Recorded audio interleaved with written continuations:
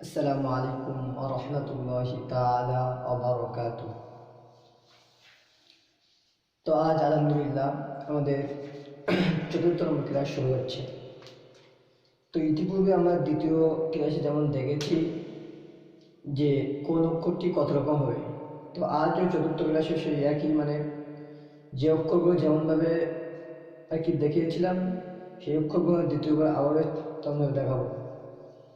তো যেমন আজ পড়ার দেখে নেই, যেমন দাল, জাল, র, জা, জিম দাল, খ জাল, জিম র, খ জা, ইয়া র, তা জা, মিম দাল, কাফ জাল, ফা র, মিম জা, সিন শিন সাদ দদ, ত জ, সিল লাম, শিল লাম, সাদ বা, ত বা, ضاد ألف، سين را، شين قاف، ضاد يا، ظا ألف، عين غين همزة، عين زا، غين را، صاد عين، ضاد غين، با عين دال، تا غين دال، همزة ألف همزة، واو همزة، همزة يا همزة، فا قاف واو মিম, কফ ওয়াও, ফা ওয়াও, কফ ফা কফ লাম, কফ ফা লাম, ইয়া ফা, হা মিম, কাফ মিম, লাম মিম, তা মিম, তা মিম তা। তো আজ দেখাবো, অনেকে ভাবছেন যে দাল জাল রজা, এই জিম দাল, তার ডালটা এমন হওয়া দরকার ছিল কেন, এমন হলো কেন? ইতিপূর্বে আমরা দেখেছি যে ডাল ছিল কেমন, ডাল ছিল এমন, কিন্তু যখন হবে তখন সেটা হওয়া দরকার ছিল কেমন, কিন্তু সেটা এমন হবে, এমন হবে। তাহলে আমি যদি বলি যে জিম ডাল, তাহলে জিম ডাল কেমন হবে? তাহলে জিমটা কেমন ছিল? এই যে জিম, জিমটা এমন। তাই যদি বলি জিম ডাল, তাহলে কেমন হবে? এই জিম, এই ডাল।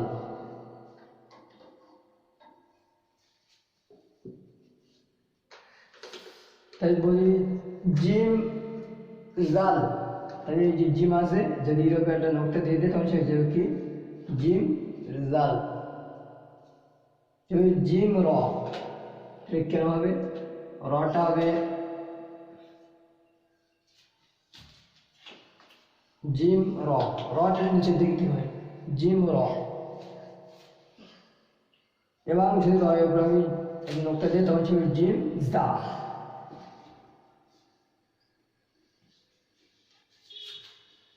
যদি নোকটাটা আমি উপরে দিয়ে দিই তখন সেটা হয়ে যাবে খ জা। যদি নোকটাটা কেটে দিই তখন সেটা হয়ে যাবে কি খ র।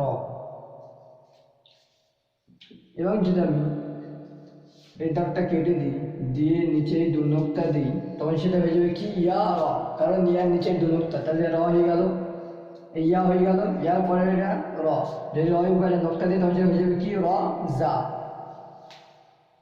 যেমন যদি মনে করেন যে এটা দাল করবেন, তো ইয়া দাল, ইয়া দাল, দালের মধ্যে নোকটা দিই তাহলে হয়ে যাবে কি ইয়া জাল। নোকটা না দিই তাহলে হয়ে যাবে কি ইয়া দাল। এবং যদি এক নোকটা কেটে দিই এখান থেকে হয়ে যাবে কি বা দাল। তো যেমন অক্ষর দেখে ভালোভাবে, দাল, জাল, র, জা, এই চারটি অক্ষর কেমন হবে? জিম দাল, খ জাল, জিম র, খ জা, ইয়া র,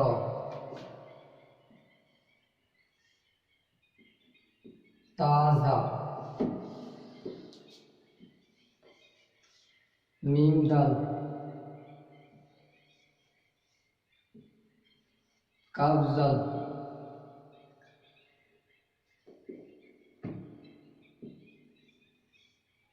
ফা র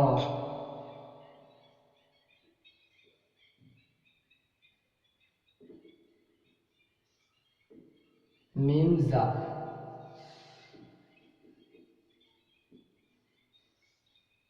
মিম জা। তাহলে দেখেন জিম দাল, আমি যদি জিমের নোকটা না দেন কি হয়ে যেত হা দাল, এবং যদি দালের উপর নোকটা দিয়ে দেয় তখন সেটা হয়ে যাবে কি হা জাল। যদি নোকটা না দেয় তখন হয়ে যাবে কি হা দাল। যদি হার মাথা নোকটা দিয়ে দিই হয়ে যাবে কি খ দাল। যদি এই নোকটা নিচে দিয়ে দিই তখন সেটা হয়ে যাবে কি জিম দাল। যদি জিম নোকটা না দিই তখন সেটা হয়ে যাবে কি হা দাল। তাহলে এই হাটা কতক্ষণ হবে তিনটে হবে, যদি উপরে দিই সেটা হয়ে যাবে খ, যদি নিচে দিই সেটা হয়ে যাবে কি জিম, যদি উপরেও নেই নিচেও নেই তখন সেটা হয়ে যাবে কি হা। এবার দালের একই, যদি দালের নোকটা দিয়ে দিই তখন হয়ে যাবে কি জাল, যদি নোকটা না দিই তখন সেটা হয়ে যাবে কি ডাল। দেখেন এটা একই, ওই এটা যদি নোকটা আছে খ হয়েছে, যদি নোক না হতো কি হতো হা, যদি নিচে হতো জিম। যদি এই খ যদি নোকটাটা না হতো কি হতো খ দাল, নোকটা হয়ে যাবে কি হচ্ছে খ দাল। তাহলে জিম দেখেন বলেছি হা, এই হা যদি নিচে নোকটা দেবো তখন কি যাবে জিম। তাহলে দেখেন তাহলে কি হবে জিম র, রটা এরকম লম্বা মতো হয়, এই যেমন দেখতে পাচ্ছেন র, এটা র। তাই র আর উপর যে নোকটা দিয়ে দিতে হবে হয়ে যাবে কি র জা। এটা কি বলেছি খ জা, যেমন খ খর উপরে এক নোকটায় খ, খ জা, যদি নোকটা না দিই খ র। তাহলে ইয়া র, ইয়া কেন, কারণ ইয়ার নিচে দু নোকতা, কারণ আমি সর্বদা বলেছি যে মানে নোকতা দিয়ে খেয়াল রাখতে হবে বেশি, তার নিচে দু নোকতা কার ইয়া, তাই এটা বলতে হবে ইয়া র। তা জা, কারণ তার উপর দু নোকতা, সর্বদা নোকতায় খেয়াল রাখতে হবে। যদি এখানে তিনটে নোকতা হতো তখন কি হতো সা জা, যদি নোকতা না হতো কি হতো সা র। এটা যেমন মিম দাল, যদি দালের উপর নোকতা হতো মিম জাল, নোকতা নেই বলে কি হয়েছে মিম দাল। কাপ জাল, যদি জালের উপর নোক না হতো কি হতো কাপ দাল, এই নোকতা হয়েছে মানে কাপ জাল। এই খ র, যে খর উপর যদি নোকতা এই ফা র, যদি কারণ দেখতে হবে যে ফার মাথায় এক নোকতা, যদি দু নোকতা দিই তখন কি হয়ে যাবে কফ র, কারণ কফের উপর দু নোকতা। এই কফ কফ আর ফার মাথাটা একটু মানে হালকা একটু মোটা মতো হয় দেখবেন। তো এটা দু নোকতা হয়েছে সেই জন্য কি হয়েছে কফ, কফ র, যদি এক নোকতা হতো ফা র, কি হতো মিম জা, যদি জা মতো নোকতা না হতো কি হতো মিম র। আশা করছি সকলে বুঝতে পারছেন। তো এবার দেখাবো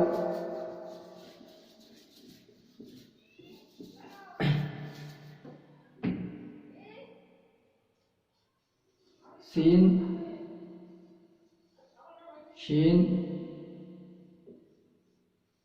সদ দোয়াত ত জ। তো এই যে ছটা অক্ষর, এই ছটা অক্ষর বর্ণনা নিচে হবে। যেমন সিন লাম, তাহলে এই দেখেন এটাকে বলা হয় শশা। এই যে একটা দুটো তিনটে, এই যে দাগ, তাহলে একটা দুটো তিনটে, এই যে সিন হয়ে গেল, এটা কি হলো লাম। লাম দেখবে সর্বদা ডান দিকে ব্যাগে, কিন্তু আলিফ কিন্তু ডান দিকে ব্যাগে না। সিন লাম, আমি তো সিনের উপর তিনটে নোকতা দিয়ে দিই, মনে করেন যে তিনটে নোকতা, একটু বুঝতে অসুবিধা হবে, একটা দুটো তিনটে, তাহলে কি হলো শিনলাম। অনেকে হয়তো ভাববেন যে তাই তো সার মতো তো তিন নোকতারে সা বলে দিই, কিন্তু সা হবে না, কারণ এই যে তিনটে দাগ আছে এই জন্য এটা শিন হয়েছে। সা হলে এই তিনটে দাগ হতো না, সেটা অর্থ কি একটা দাগ, যেমন এই হয়ে গেল সা। কিন্তু যখন শিন হবে তখন ভাববেন যে তিনটে দাগ হবে, একটা দুটো এই তিনটে। শিনলাম, এর হলো কি শিললাম, কারণ একটা দুটো তিনটে শুনলাম। সদ বা, দেখেন এটা সদ হয়ে গেলে সদ বা, বার মাথায় বার নিচে এক নোক্তা, যদি এখানে দু নোক্তা হতো কি হতো সদ ইয়া, যদি এই নোক্তাগুলো নেই, মনে করেন নোক্তাগুলো উপরে হয়েছে, তখন কি হতো সদ তা, যদি একটা নোক্তা দিই কি হয়ে যাবে সদ সা।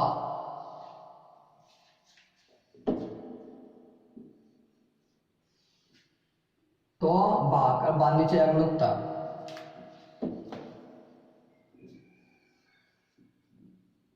জদ আলিফ, দদ আলিফ, যদি নোক্তা না দিই কি হয়ে যাবে সদ আলিফ। আশা করি সবাই বুঝতে পারছেন।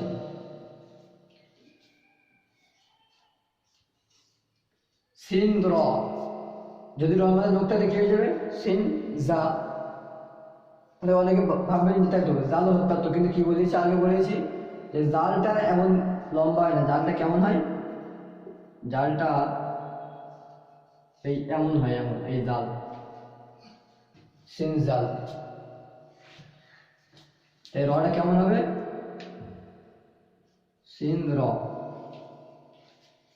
এবং যদি আমি এখানে তিন নোক্তা দিয়ে দেব তো কি হয়ে যাবে শিন র।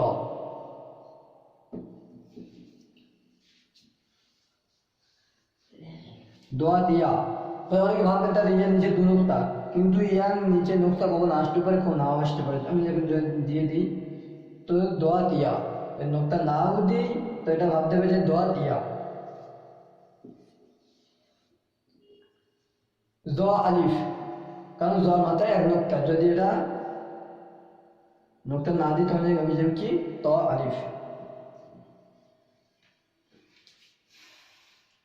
আশা করছি আপনারা সকলে বুঝতে পারছেন, এবং কি অসুবিধা সেটা আমাদেরকে জানাবেন, অবশ্যই আমরা ঠিকঠাক করে নেব আগামী ভিডিওতে ইনশাআল্লাহ। এবার দেখেন আইন গইন হামজা, যেমন আইন গইন হামজা, তো এই তিনটে বায়ান নিচে হবে, যেমন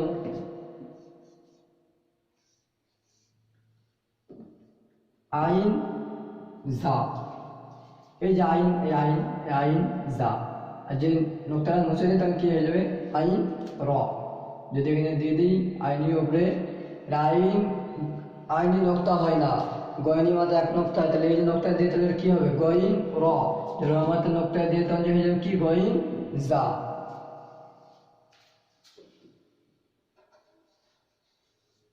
সদ আইন, আপনি হয়তো অনেকে ভাববেন তাই তো আইন আর এরম হতে তবে এরম হলো কেন। ইতিপূর্বে যেমন দ্বিতীয় ক্লাসে দেখেছেন যে আইনটা করকম হবে, আইনটা দুরকম হবে, যেমন এই একরকম একরকম এমন একরকম এমন একরকম। এই যে আইনটা আইন করকম দু রকমের ছিল, তো এই দু রকম মধ্যে এই যে এই রকমটা এখানে এসে সদ আইন, যদি আইন মাঝে নোক্তা দিয়ে দিলে কি হয়ে যাবে সদ গইন, যদি সদের মাঝে নোক্তা দিয়ে দিলে কি হয়ে যাবে দদ গইন, কারণ সদে নোক্তা হয় না, দদে নোক্তা হয়েছে দদ হয়েছে, আইন নোক্তা হয় না গইন নোক্তা হয়েছে, তো সেটা দদ গইন হয়ে যাবে। নোক্তাটা কেটে দিয়ে কি হয়ে যাবে সদ গইন, যদি গইন নোক্তা কেটে দিই সদ আইন। যেমন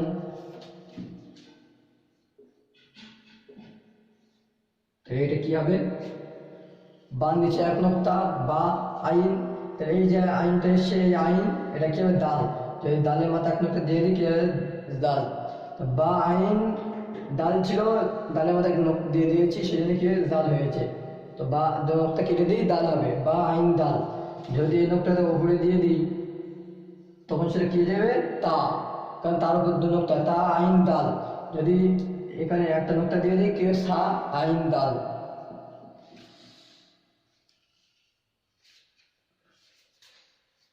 এবার দেখাবো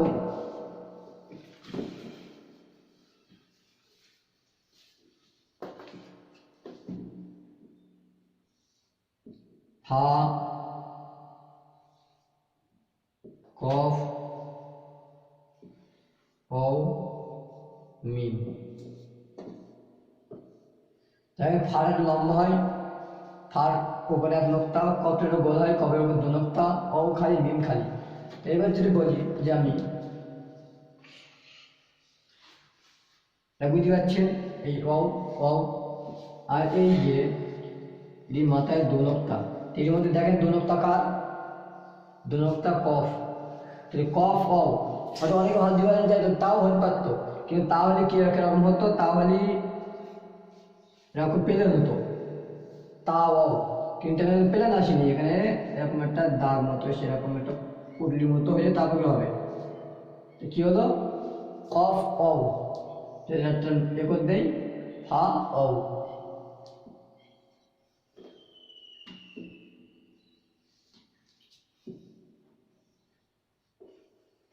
তাহলে এটা কি হবে,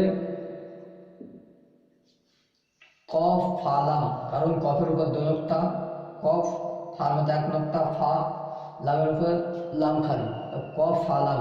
হয়তো অনেক ভাবতে পারেন তাই তো ফা বা এরকম হয়েছে কেন, মাঝখানে যে অক্ষরটা আসে না, তো সেই অক্ষরটা এরকম হয়ে যায়। আমি যদিও এখানে আমার দু নোক্তা দিয়ে দিই, তো তখন সে কফ কফ লাম হতো, এক নোক্তা কেটে দেবো, কফ ফালাম। তো এটা কি হবে,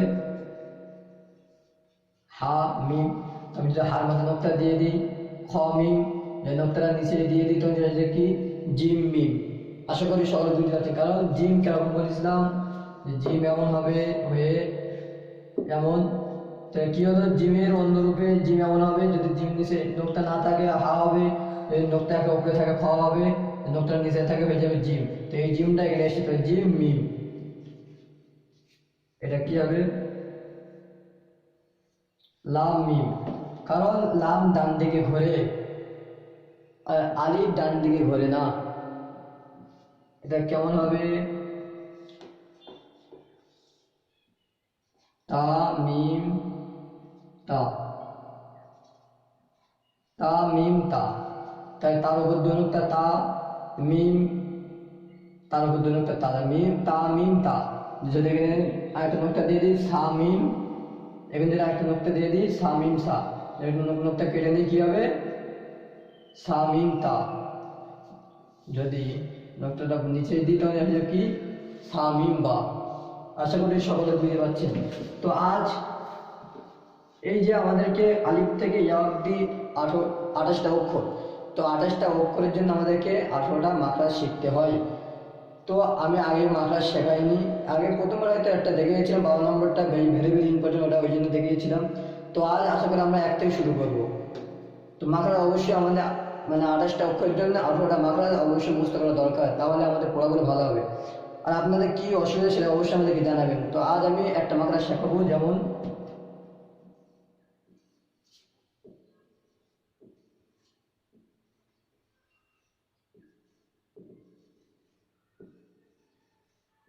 হালাকের বা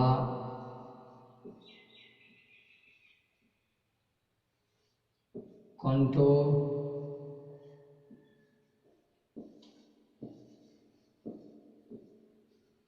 হালাকের বা কণ্ঠনালীর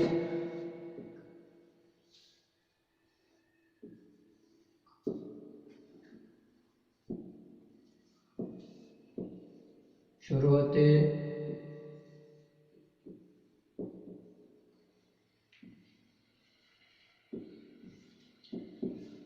উচ্চারিত হয়